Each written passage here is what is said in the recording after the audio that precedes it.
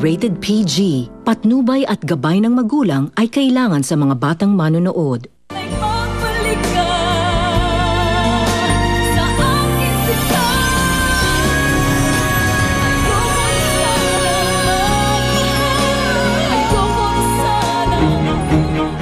Pag hindi ako nakapagpigil, sasabihin ko kay Stella ang totoo. Nung araw na maaksidente ka, aalis ka na, sasama sa ibang babae. Gising na si Kevin? Gising na si Kevin?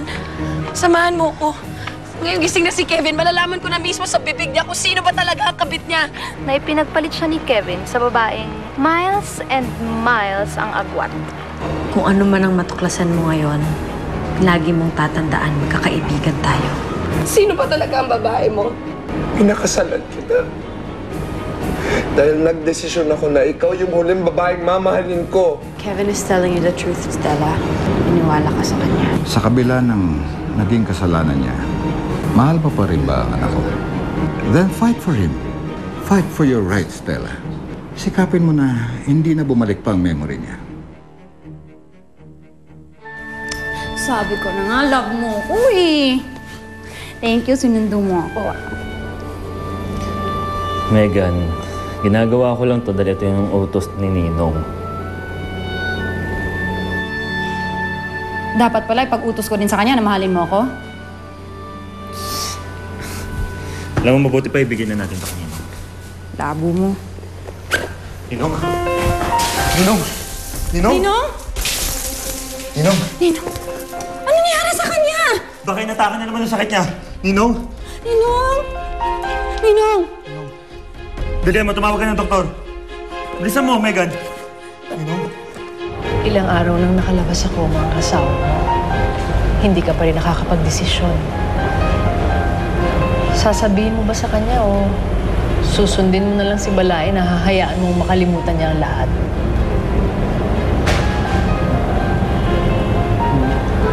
Masakit para sa akin na malaman na may ibang babae si Kevin.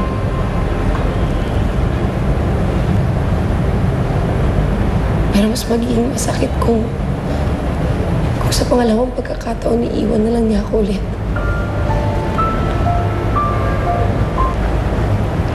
Makikipaghiwalay na lang ako sa kanya, Inay. Makikipaghiwalay ka na po kay Daddy, Mami? Bakit po? Hindi nyo na po ba siya love?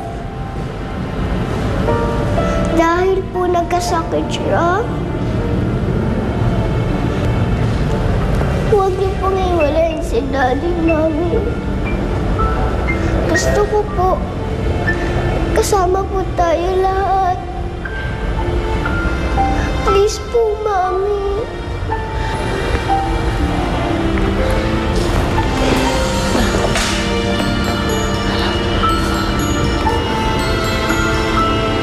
Huwag ka na umiyak. Huwag ka na umiyak.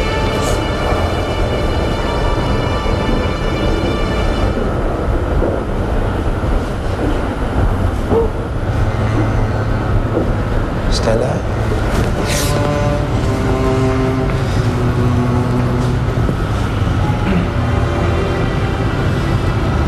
Mula nung nagising ako, halos hindi ka dumalaw. Galit ka pa ba sa akin? Mars, sabihin mo na kay Kevin yung dapat mong sabihin.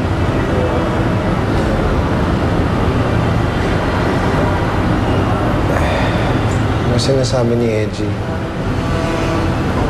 Ano sasabihin mo sa akin, Stella?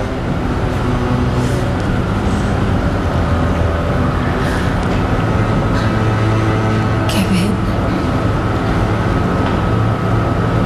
nakapag-isip-isip na ako. Ayoko to sana gawin, pero... Pero?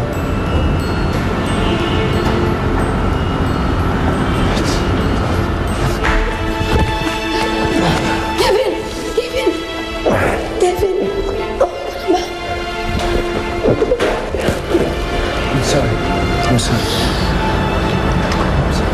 I'm sorry. Okay ka lang. I'm sorry. Ano sasabihin mo sa akin? Wala. Wala lang pala. Naging magulo lang yung isip ko, pero wala na yun. Mahal kita. Kaya uuwi na tayo kasama ng mga anak natin. Okay? Okay.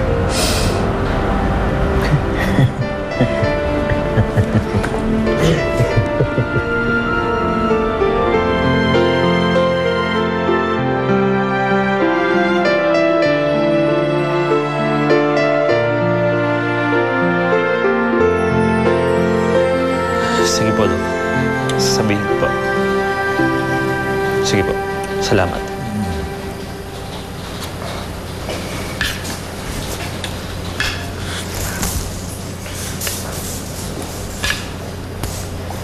Ninong, tumawag ho yung doktor nyo. At ang sabi, inumin nyo daw ho yung mga gamot nyo para hindi na ulit mangyari yung nangyari sa inyo nung isang araw. Perry, hindi na madadaan sa gamot ang cancer sa baga ko. Stage 4 na to. Baka nakakalimutan nyo. Mapapatagal ng gamot ang oras namin na kasama kayo.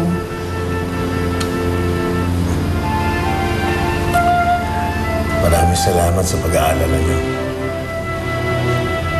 Hindi ako nagkamali sa pagkuha ko sa inyong dalawa sa poder ko. Isa lang ang gusto kong masiguro bago ako mamatay. Ang malagay sa ayos ang buhay ninyo at ang anak kong si Stella.